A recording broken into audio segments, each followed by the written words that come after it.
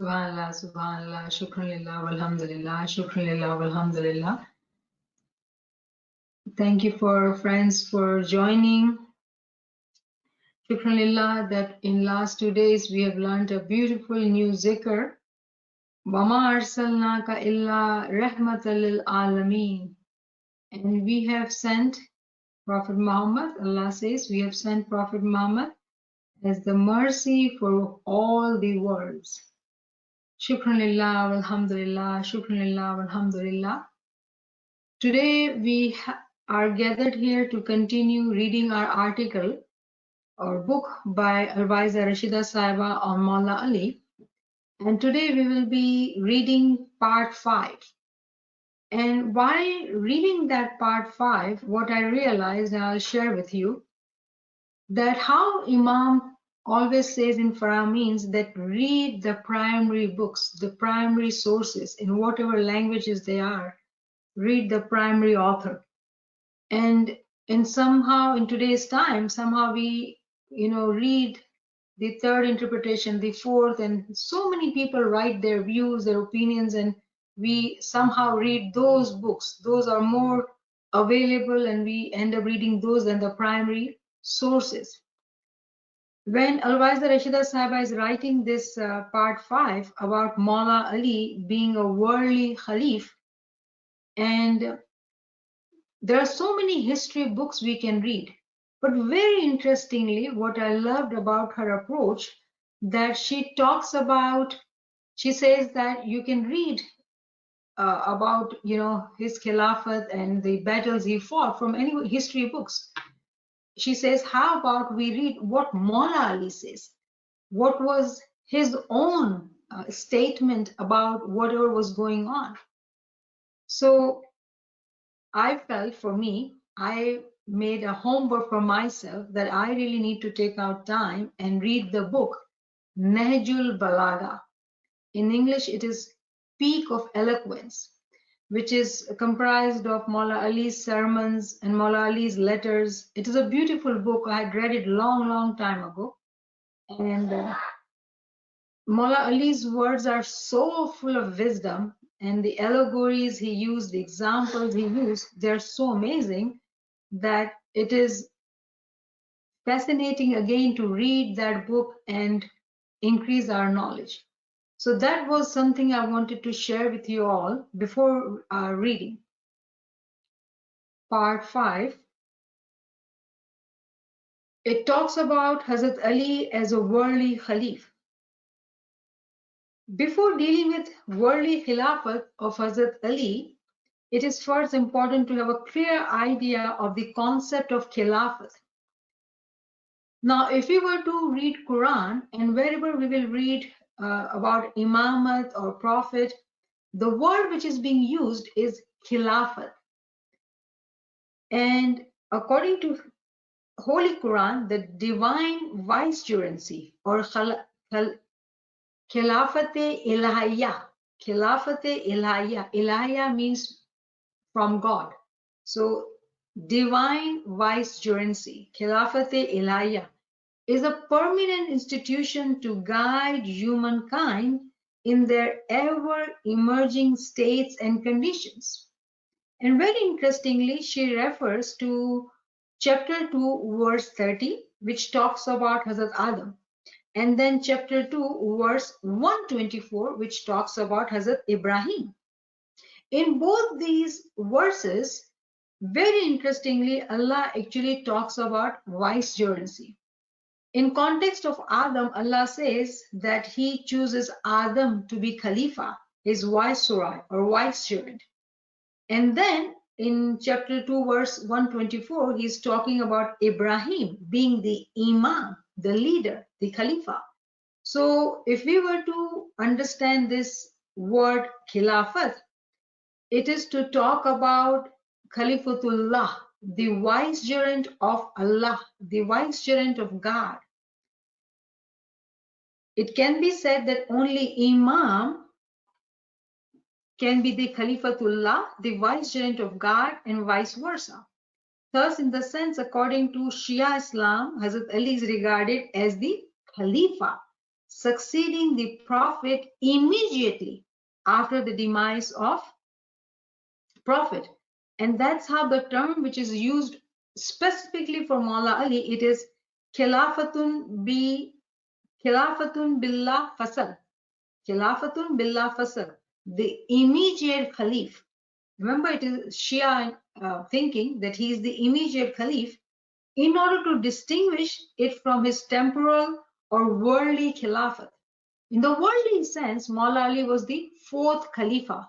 After Abu Bakr, Umar, Usman, then Maula Ali is the Khalifa in the worldly sense. But for Shia, our belief is that after Prophet Muhammad, the Khilafat went to Maula Ali. And that's how the term which is used for Maula Ali is Khilafatun Billah Fasal.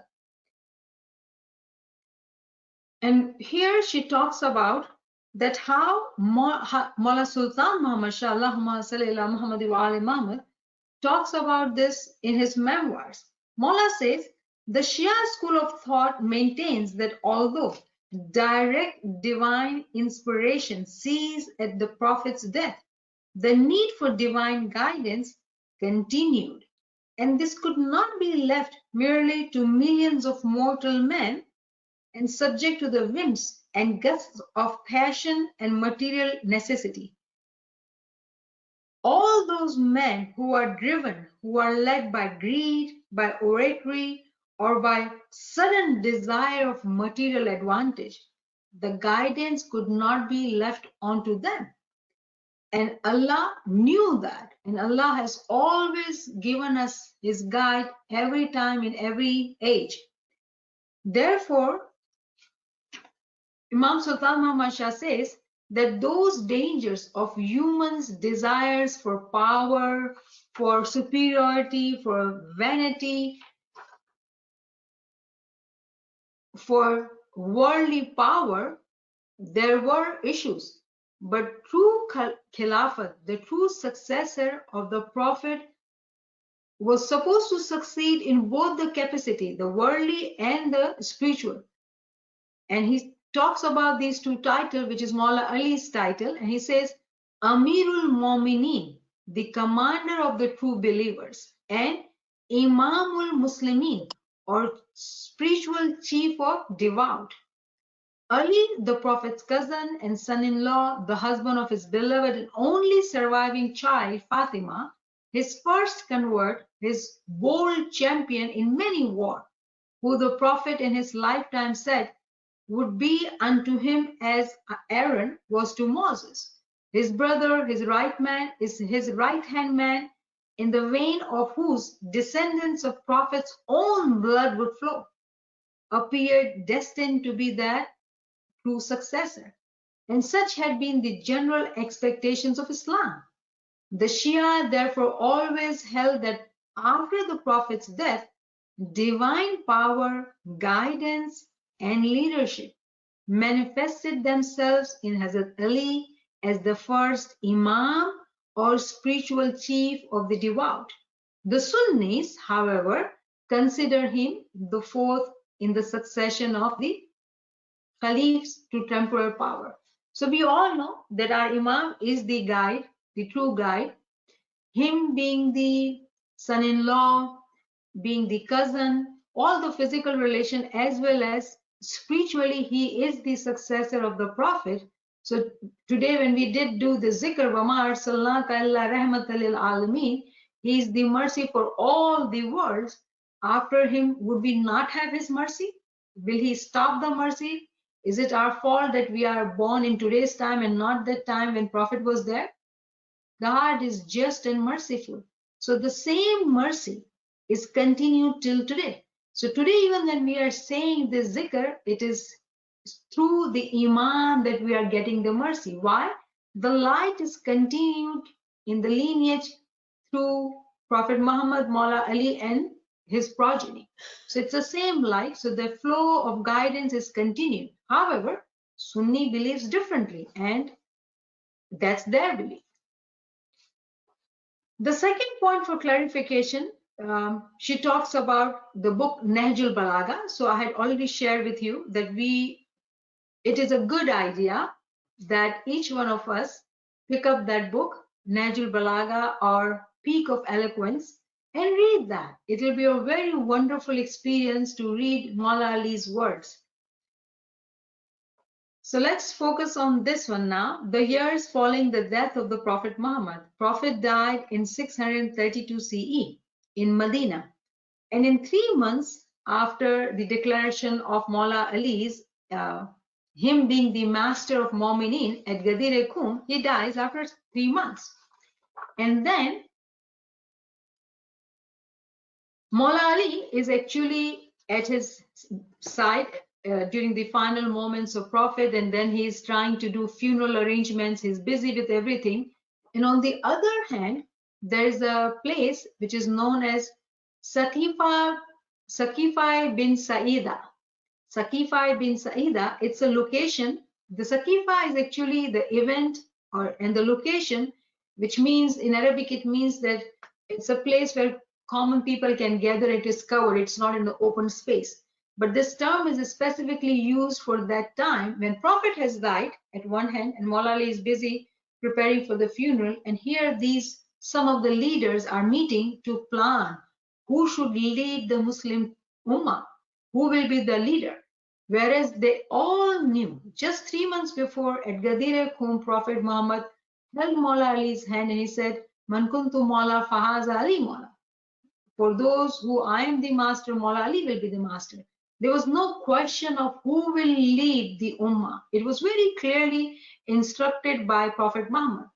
But at this place, Saqiya Bani Saida, Hazrat Umar, Hazrat Abu Bakr, they all are gathered and they are planning. And what happens that in this location, in this meeting, very interestingly, all those who were close companion of Prophet Muhammad, they were not there because they were preparing the funeral arrangements. Prophet Muhammad's immediate family members, they were not there. There were only worldly, powerful, resourceful people who wanted the worldly power. They were there and they wanted to claim themselves a leader. And surely that's what happens. Hazrat Umar, what he does, he holds Hazrat Abu Bakr's hand and publicly declares his bayah or allegiance to him. Despite of protests by numbers of the Prophet's companions that it's not right, it's not correct, they don't listen to him and he becomes the Caliph. And he dies after 2 years. He is the Caliph at that time. And during that time, Maula Ali is quiet. He's not saying anything. There was no election. People were not asked. He was just declared the Khalifa. After him, he had actually designated Umar to be Khalifa after him. So Hazrat Umar became Khalifa. No election, no questioning. Hazrat Umar is Khalifa. That's it. And he stayed Khalifa for 10 years. During his time, there were expanding of Muslim states eastwards and westwards, overwhelming the Byzantine empires and Sasanian empires. In 644, Hazrat Umar was assassinated. However, before his death, he had willed a group of 6 people to decide who will succeed him. And very interestingly, in that group, there is a relative of Hazrat Umar. His name is Abd Rahman bin Auf. And what he does, because he had the voting power, the main voting power, and he votes for Hazrat Usman, who is his relative. So what had happened, it was like, corrupt, no election, proper election, no discussion, no asking people what do they want. It was just few people gathering together and deciding in their own group meeting who do they want to favor. And surely they favor their own families and friends kind of situation. Hazrat Usman becomes the Caliph. Hazrat Usman's time was full of corruption. It was all the jobs, all the work was given to family members, relatives, friends. So it was all his time was full of corruption actually. And as a result, he was also assassinated after 12 years of his being Khalifa. The first controversy rages around the fact that Maula Ali did not take up any arms to fight for his inheritance. His companions, Prophet Muhammad's companions, they knew very clearly that Maula Ali is the rightful Khalifa.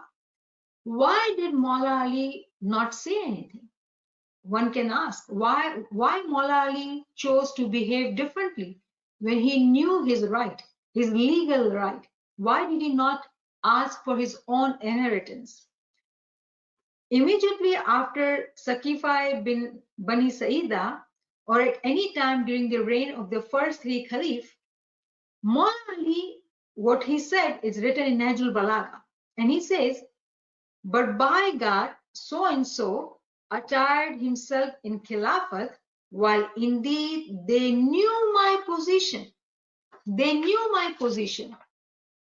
They knew the flood flows down from me, meaning the flood of excellence in knowledge. It flows down from Maula Ali. And if you were to read the books of history, even during that time, Umar and Usman have been known to going to Maula Ali asking when they were not able to resolve a conflict. And when they would approach Maula Ali within minutes would solve the problems, difficult problems. Nobody can get the solution. Conflict cannot be resolved. Maula Ali will resolve in seconds and minutes.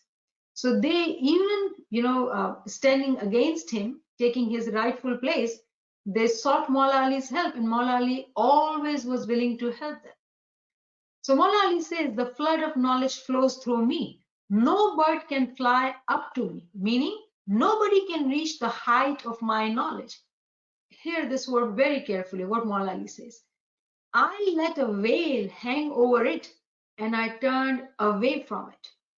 What Maula says that the knowledge I have, nobody has it. Maula has kept a veil over it, and I turned away from all these people, whatever they are doing. Maula is not saying anything to them. And he has kept this veil. In another sermon, Maula says, if I speak about Khilafat, what was happening, if Maula Ali speaks for his right, they will say, oh, he wants power, he's interested in power. And if he were to stay silent, then they will say, oh, he's scared because, he'll be killed. He's afraid of death. And Maula Ali says, by God, after the great and small adversities, the son of Abu Talib is more familiar with death than a suckling baby with its mother's breast. Rather, I am silent due to hidden knowledge. I am silent due to a hidden knowledge, which if I divulge, then certainly you will tremble like the ropes tremble in a deep well. Maula is saying the reason I'm quiet, the reason I'm not saying anything, because I have this hidden knowledge. And we all know Maula Ali is the Asas Imam. He is the custodian of the Ta'wil.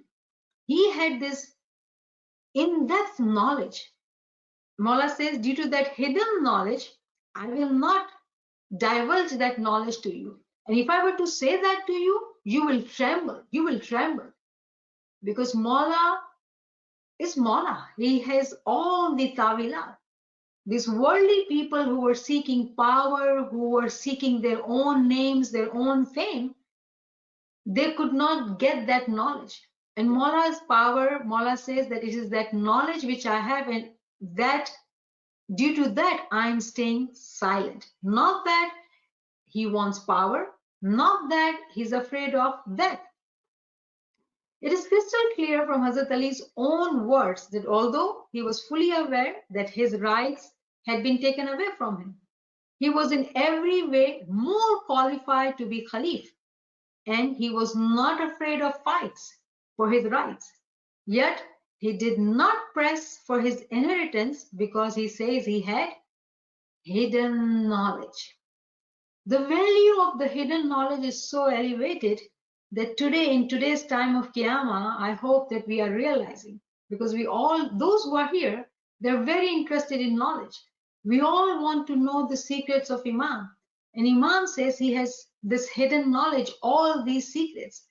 There will always be the minority who will be truly sincere and would stay with Imam to get to the highest level of knowledge. And that's what Maula is talking about.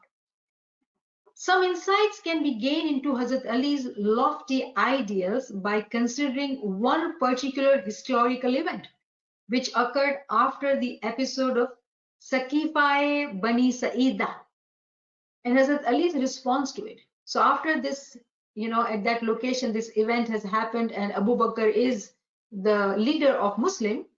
Maula Ali has responded to it. And immediately after Hazrat Umar gave his bayah to Hazrat Abu Bakr, Abu Sufyan and Abbas. So after this event has happened, Abu Sufyan and Abbas is the uncle of Maula Ali, they approached Maula Ali and they actually not only offered their bayah, and they also offered that they want to support Maula Ali and they want to fight for his right. But Maula Ali says, there is no need to fight. What he says, "O people, cross the billows of temptation on ships of salvation." He says, I would rather worry about salvation, because remember, he's the Imam, he's the guide, he's the teacher. So he's telling, do not be worrying about the worldly power, worldly khilafat. What matters is the salvation. The people are wanting this vanity and the glory and whatnot. Do not be tempted seeing that. Our focus, our attention should be the salvation, the right path.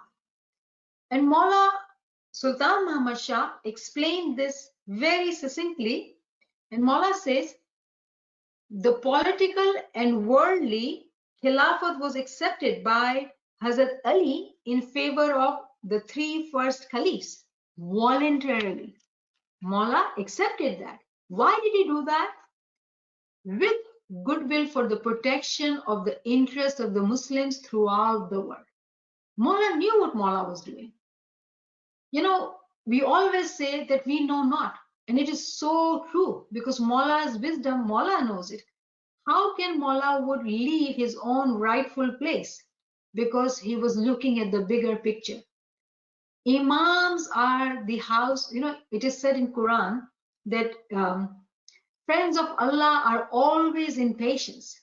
Imam being the Imam, he is role model for patience, for actions which are good for the larger community. Imam being the Imam, he was okay to let go of his rights, but no harm. He wanted to come to Muslim world. He was protecting the interests of the Muslims throughout the world. That is Maula Ali's reason.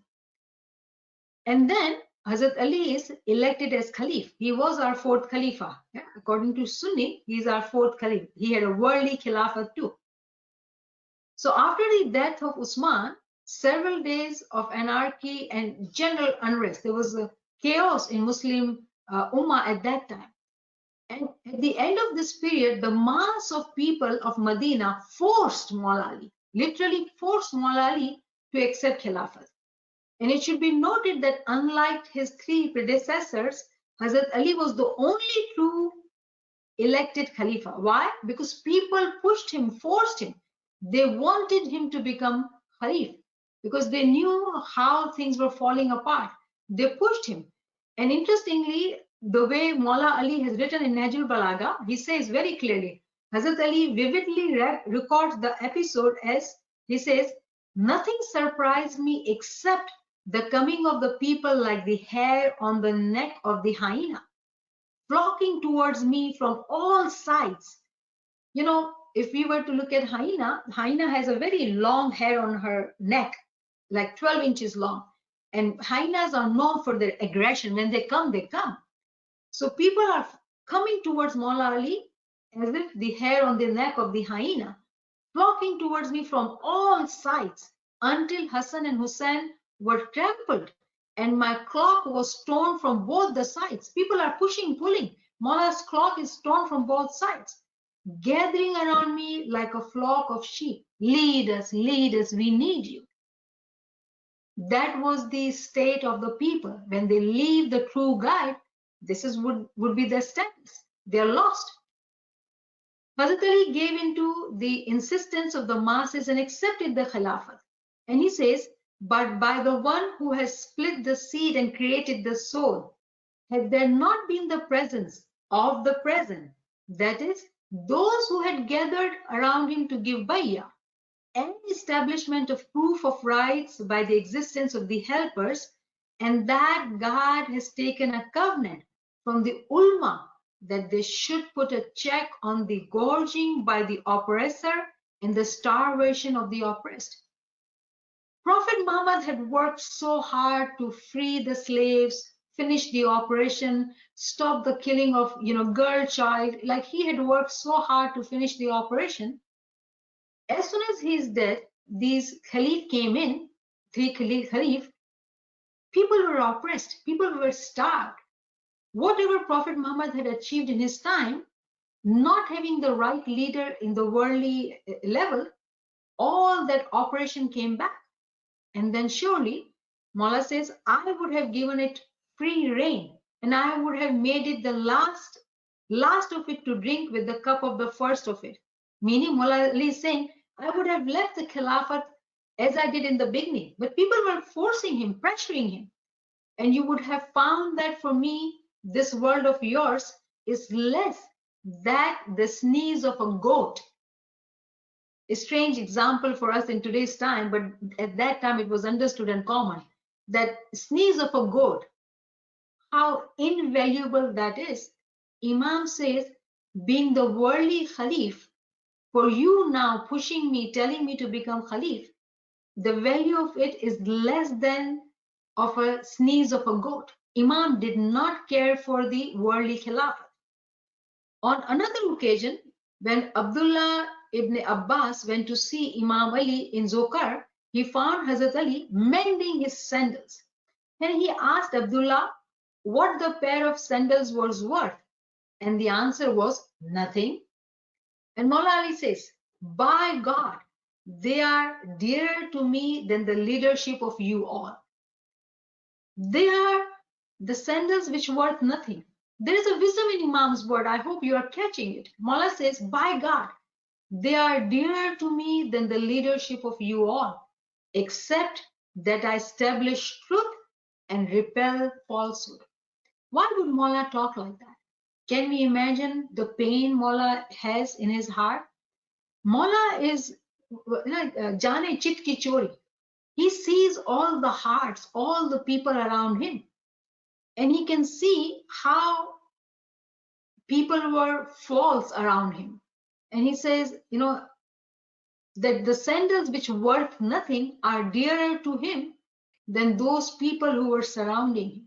Because Mullah could see what was in their heart. It is evident from the above quotation that Hazrat Ali accepted the Khilafat for one reason only, and that was to establish the truth and to repel falsehood.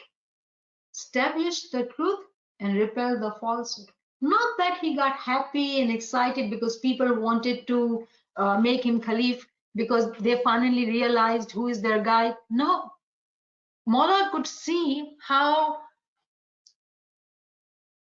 dishonest, how false they were in their heart. Mullah was not their first choice. They were not obedient to Mullah. They were not obedient to Prophet. When Prophet Muhammad very clearly said, Man kuntu Mullah fahaz Ali Mullah. It was their need because they were starving and they had their worldly problems. And that's why they came to Mullah Ali. Mu'min is always Farman Bardar, regardless of whatever tests come upon them. That's the lesson from this story for us. Then battles of Jamal, Siffin, and Naharawan. Hazrat Ali was elected Caliph in 656, and the three battles which took place during Maula Ali's time, during 5 years, they were Jamal, Siffin, and Naharawan. And again, she says the same thing, that these battles have been talked about in great detail, and we can read it from the history book. What we will focus on, what Maula Ali does.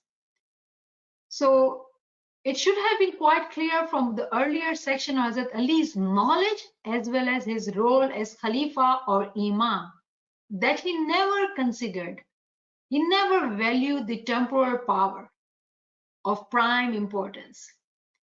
Imam who is divinely appointed, he is the guide, he is the Hadi. There has never been any doubt that he attached greater importance to establishing the truth and repelling the falsehood.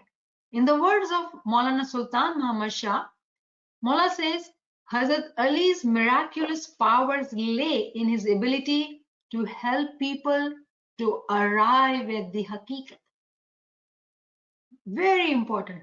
मौला अली का माजिजा ये है कि वो लोगों को हकीकत की तरफ लाए. Very, very important. Not that Maula wants to lead people at a worldly level. Imam Sultan Muhammad Shah says in his farman that I have not come to this world to treat you. I'm not your doctor. But yes, I am doctor for your soul. I have come here to take you to salvation. That is the role of Imam.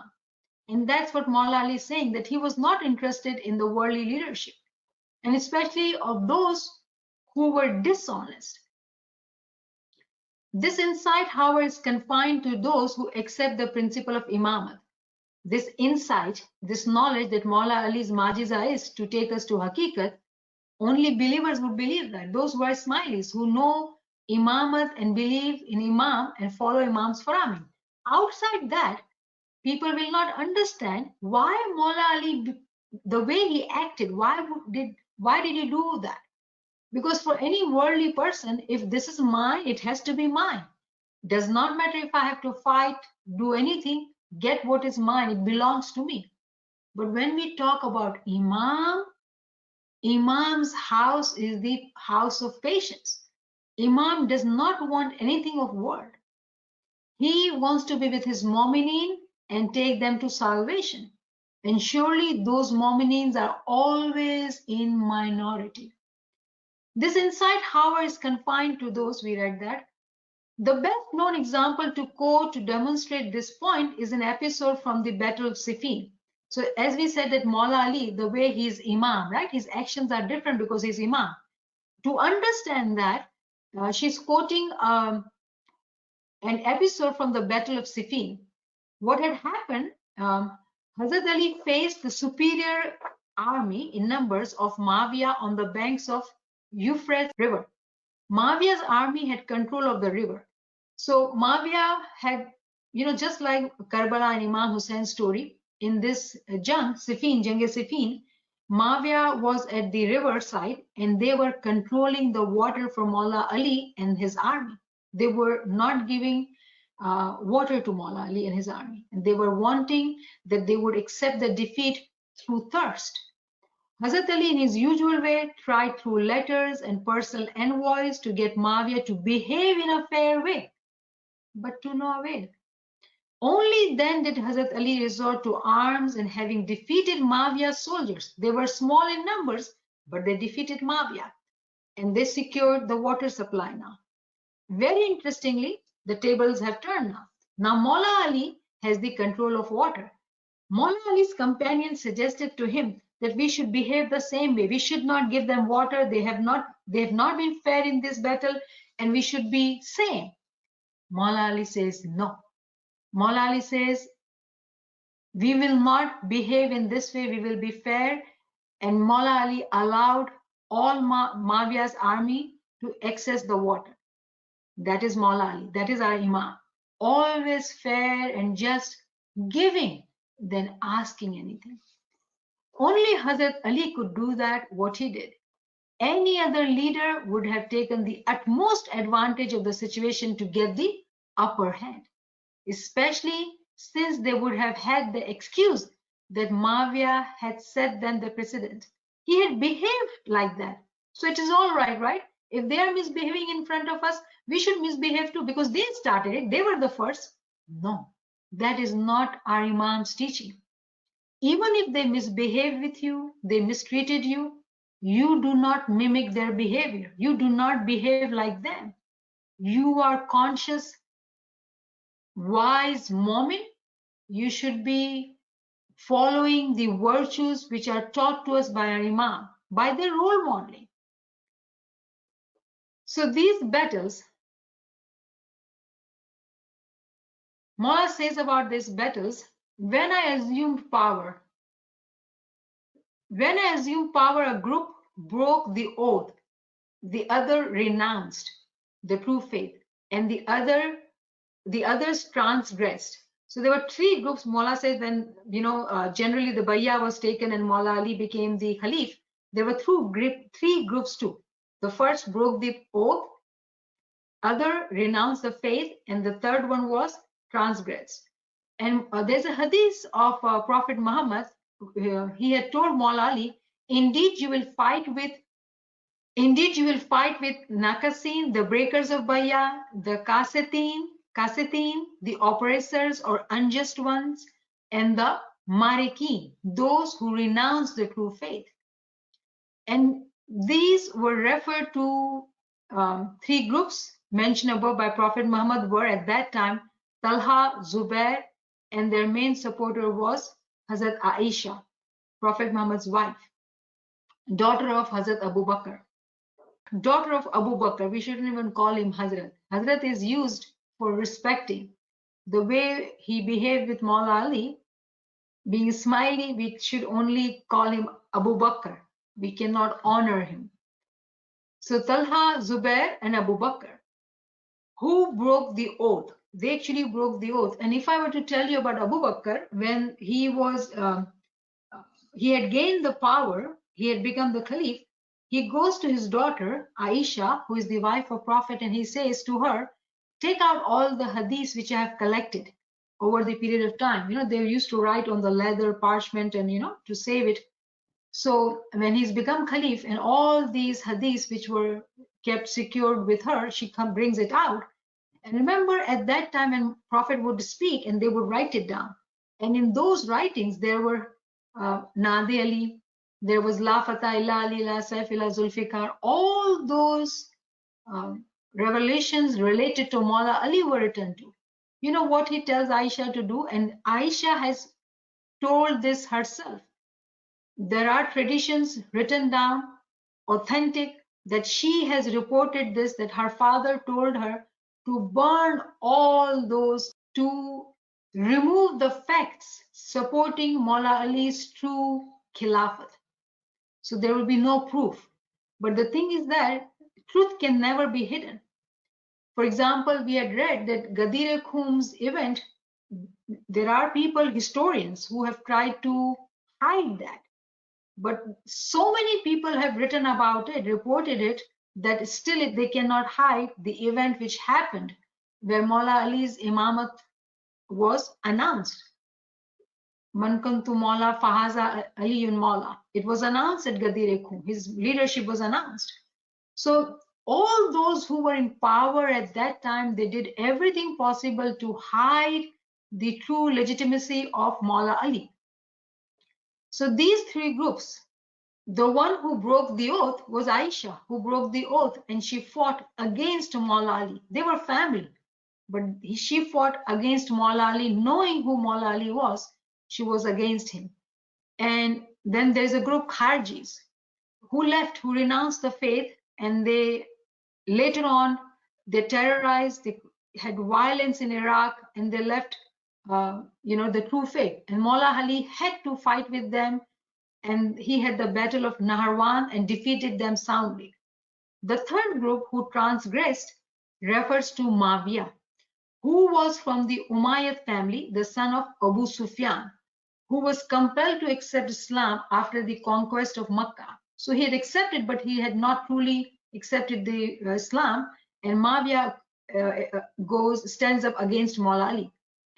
And in famous the history, we had read in the beginning, in the Battle of Ohad, that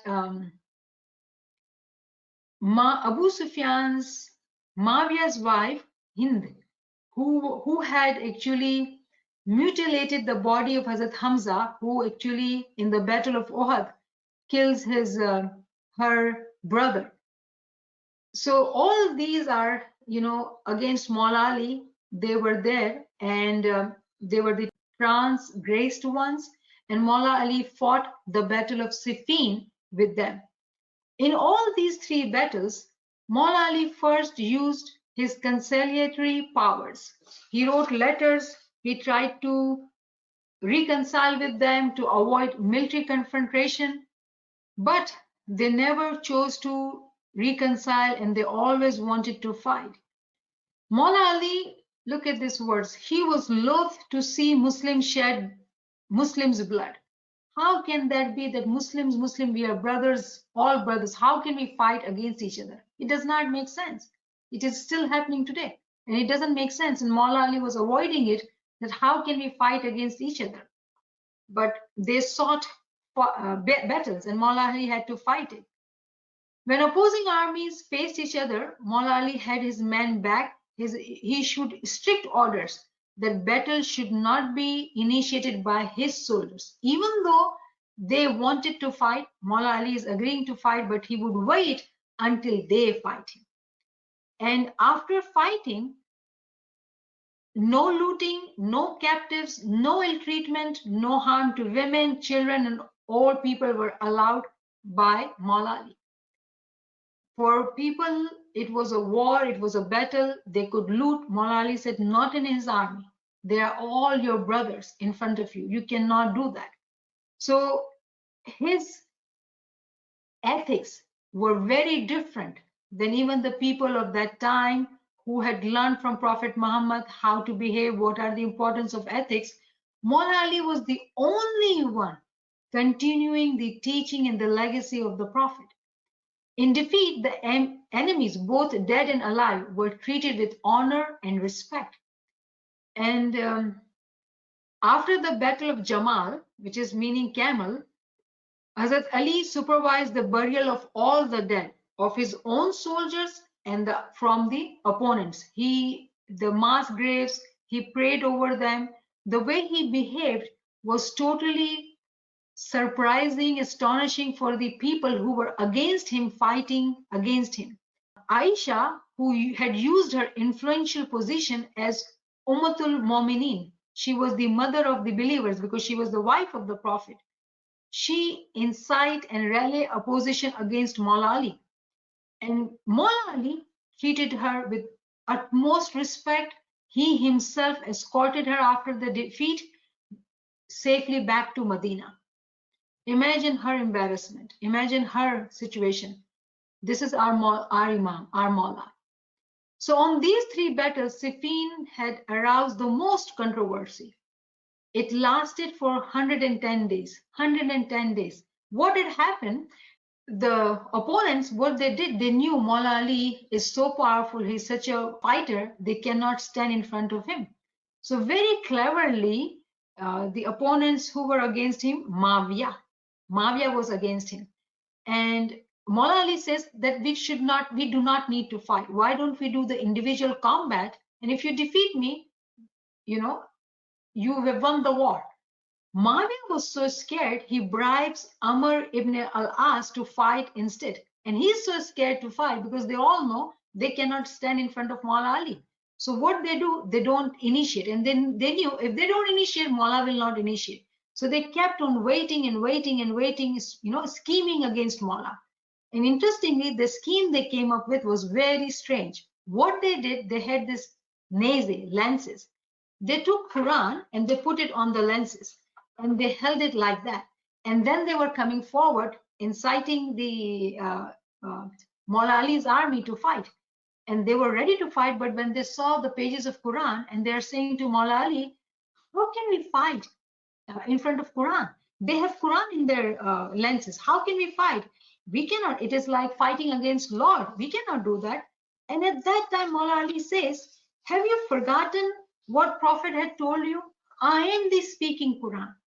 He refers to chapter 4, verse 59, which we say in our dua, Ya ayyuhallazina amanu atiullaha wa atiur rasul wa ulil amra minkum. Being obedient to Maula Ali is being obedience to Allah and His Prophet. But people looking at Quran, they could not fight. And Maula Ali had to accept their choice of arbitration. He was not happy, but he had to accept because his own army, his own companions at that time in that battle were not obedient to Maula Ali. What did they do? They used their physical eyes and they believed what they saw. You know, it is so important for a moment to have with knowledge, the batini knowledge, the batini wisdom. When we only believe what we see with our eyes, it is very easy to be deceived. Without knowledge, there is no salvation. They were with Maula Ali. But if I were to read the next paragraph, you'll be realizing what Maula Ali felt. They were standing behind Maula Ali, but they were not obedient to Maula Ali. Some historians have been unable to come to terms with certain aspects of the Battle of Siffin. Firstly, they question how Hazrat Ali's winning side could lose its advantage. Maula Ali was winning.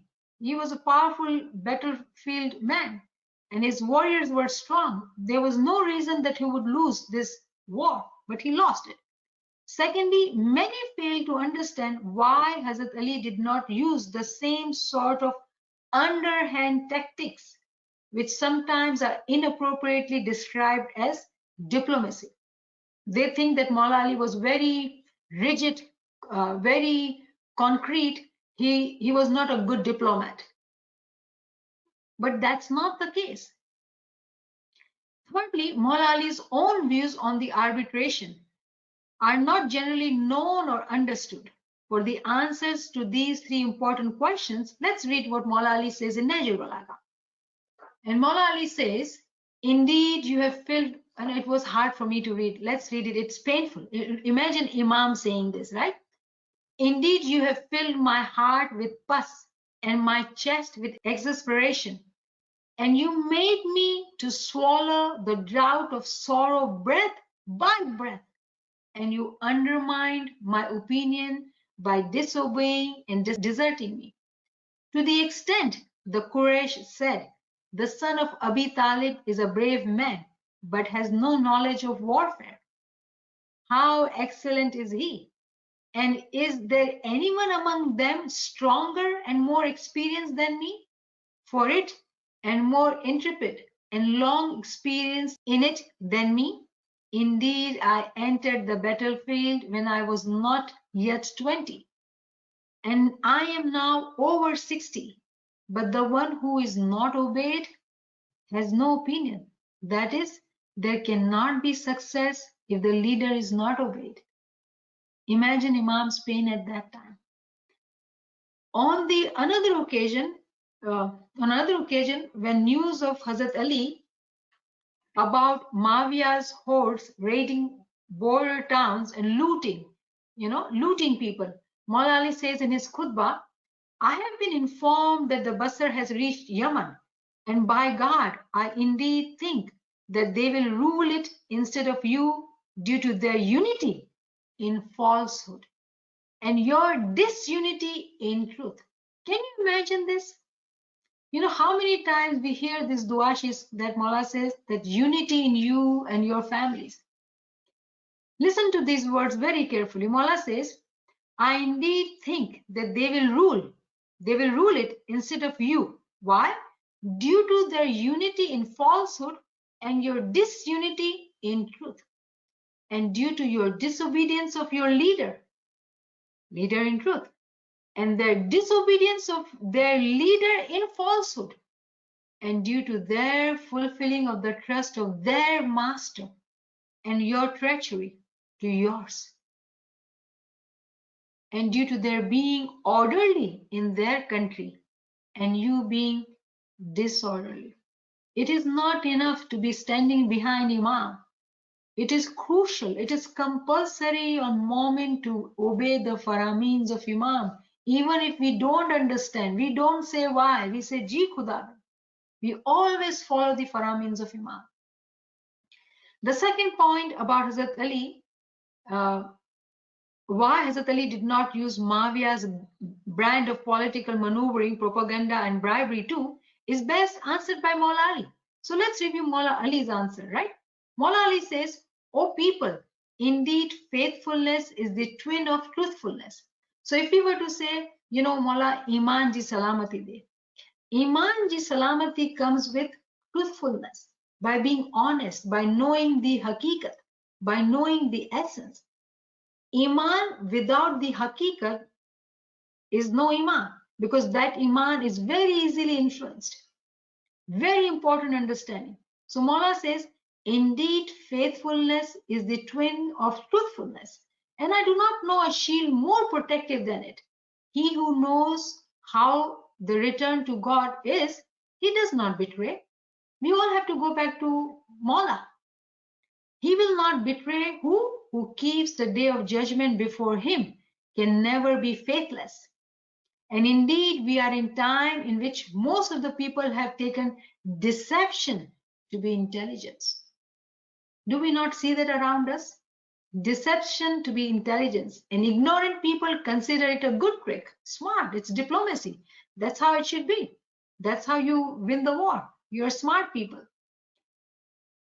There is the command of God and his prohibition, which prevent him from using the trick.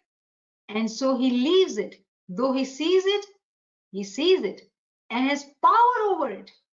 Imagine the patience in Iman. He sees it, he understands it, and has a power over it. But the one who is not wary of committing sin in religion seizes its opportunity. Those who don't care about their faith, their Iman, they don't care about sinning, yeah, they will take that opportunity. But look at the Imam's choice.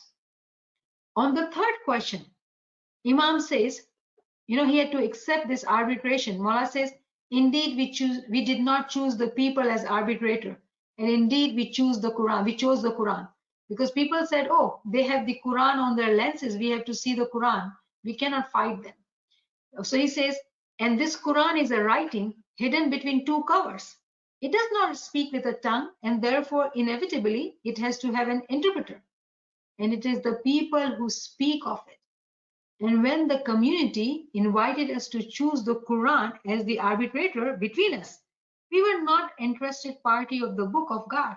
May he be exalted. And indeed, God, may he be glorified, has said. And Maula Ali is referring to, again, chapter 4, verse 59. Ya ayyuhallazina amanu atiullaha wa atiu rasul wa ulil amra minkum. No obedience to Imam is being disobedient to Prophet. It is being disobedient to Allah. There's no other way around it. So in this Jang-e-Siffin, there was no change. Muawiyah stayed the governor of Syria. He continued to oppress people. He continued to gain power by taking money and oppressing people through foul means. And the change which Maula Ali wanted to bring, there was no change in his status quo maintained. Hazrat Ali was the Caliph until 661 when Kharjid ibn Muljim struck him with a poisoned sword. And while Maula was in Sajda, Ibn Muljim came and struck him with his sword. And Maula Ali is the only one who was born in Kaaba and martyred in mosque. The unsatisfactory conclusion of the Battle of Siffin may be regarded by many as a defeat of Hazrat Ali in Zahiri terms. Very important for us to understand that the worldly people see that was defeat of Maula Ali. It was indeed a setback. However, it is interesting to draw some comparisons between Muawiyah and Hazrat Ali. Muawiyah and his successors are remembered and cursed for the way they oppressed and persecuted the people in their single-minded pursuit of worldly powers and pleasures. We have the example of Firaun and Nimrud. They had huge castles and whatnot. They gained the power during that time. But today, how do we remember those people? They were hungry for power. They wanted only material things. Opposed to them, Hazrat Ibrahim alayhi salam in the time of Nimrud. Hazrat Musa alayhi salam in the time of Firaun. What is the difference? How are these different people are remembered? Similarly, in Maula Ali's time, we know from history, and being Ismailis, we have to understand. Muawiyah had oppressed the people. He wanted worldly power and pleasures, whereas Maula Ali didn't want any of that. Maula Ali, on the other hand, lives in the memories of generation after generations of Muslims and non-Muslims alike. As the Caliph, he did not sacrifice his ideals, his righteousness, piety, and fear of God for the sake of a temporal physical kingdom. In this sense too, Hazrat Ali is the ideal Fatah of Islam. So Maula Ali is the Fatah.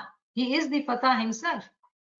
As Abdullah, son of Malik ibn Hanbal, one of the four Imams of the Sunnis, said, the Khalifa did not bring any honor or glory to Hazrat Ali, but was itself honored and glorified by Hazrat Ali.